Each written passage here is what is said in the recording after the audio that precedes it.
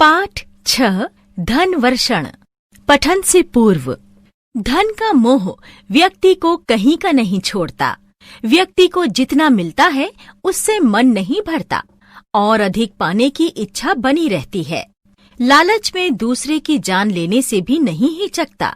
इसी चक्कर में भले ही प्राणों से हाथ धोने पड़ जाएं। किसी एक गांव में एक ब्राह्मण रहता था। वह एक बहुत करामाती मंत्र जानता था। मंत्र का गुण यह था कि एक विशेष प्रकार का नक्षत्र योग आने पर जब उसका प्रयोग किया जाता तो आकाश से नाना प्रकार के रत्न और धन की वर्षा होने लगती थी।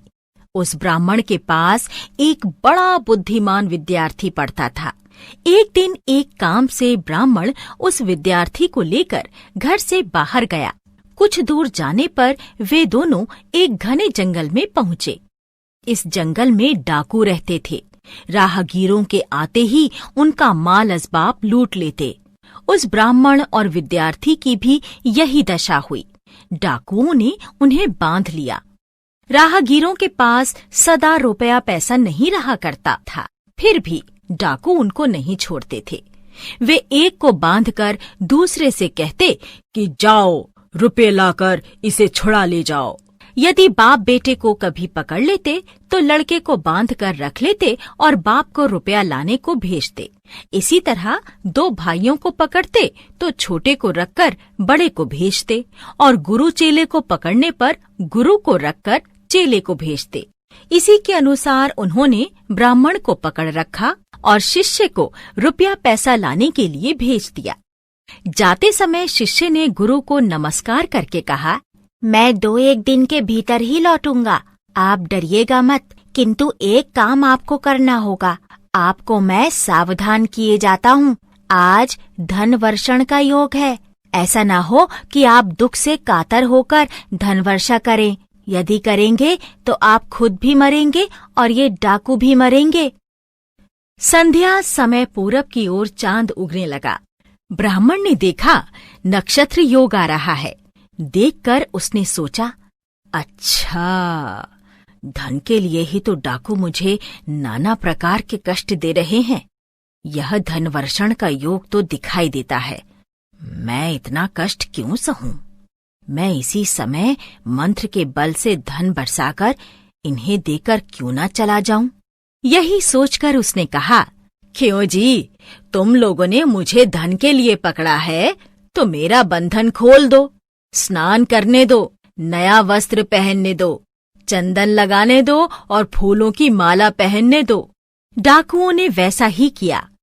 ब्राह्मण ने मंत्र पढ़कर ज्यों ही आकाश की ओर देखा त्यों ही आकाश से नाना प्रकार के धन रत्नों की झड़ी लग गई।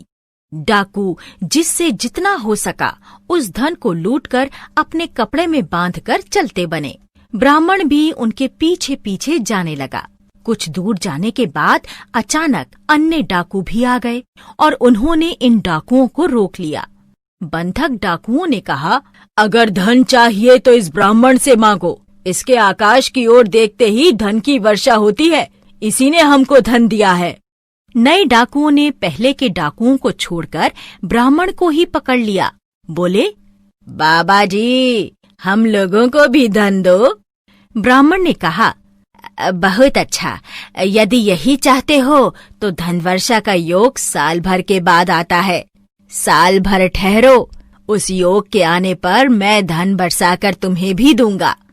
डाकू बिगड़ उठे। बोले, क्यों रे दुष्ट ब्राह्मण, इनके लिए अभी वर्षा हुई और हम लोगों के लिए होगी साल भर बाद। यही कहकर उन्होंने ब्राह्मण को मार दिया और साथ ही दौड़कर डाकुओं को भी पकड़ लिया। दोनों दलों में भयंकर मारामारी शुरू हुई। इस प्रकार अंत में सिर्फ 2 आदमी बच गए और शेष सभी समाप्त हो गए। ये बचे हुए आदमी सारा धन रत्न लेकर जाते जाते एक गांव के पास आए। वहां उन्होंने एक वृक्ष के नीचे धन को छिपा दिया। उनमें से एक तलवार लेकर वृक्ष पर चढ़ गया और पहरा देने लगा। दूसरा खाने के लिए भात लेने गांव में गया। तलवार लेकर पहरा देने वाले ने सोचा कि अगर वह लौटकर आएगा तो इस धन को 2 हिस्सों में बांटना पड़ेगा। यह सोचकर उसने तलवार को संभाल कर पकड़ा और उसके आने की राह देखने लगा। जो गांव में भात लेने गया वह भी सोचने लगा कि यदि वह जीता रहेगा तो आधा हिस्सा ले लेगा। इस भात में विष मिलाकर यदि उसे खिलाया जाए तो वह खाते ही मर जाएगा और सारा धन मेरा होगा। यही सोचकर खुद तो उसने आधा भात खा लिया और बाकी में विष मिलाकर ले आया। पहला आदमी पहले से ही तैयार बैठा था। दूसरे के आते ही तलवार से उसके 2 टुकड़े कर एक गुप्त स्थान पर फेंक आया, फिर खुद भी विषाक्त भात खाकर मर गया। इधर गुरु को छुड़ाने के लिए शिष्य रुपया पैसा लेकर 2-1 दिन के भीतर ही पहुंचा। आकर देखा गुरु वहां नहीं है और धन रत्न चारों ओर बिखरा पड़ा है। वह समझ गया कि गुरु ने उसकी बात नहीं सुनी। वे धन वर्षा करके सबके साथ स्वयं भी विनष्ट हो गए हैं। लेखक हजारी प्रसाद द्विवेदी।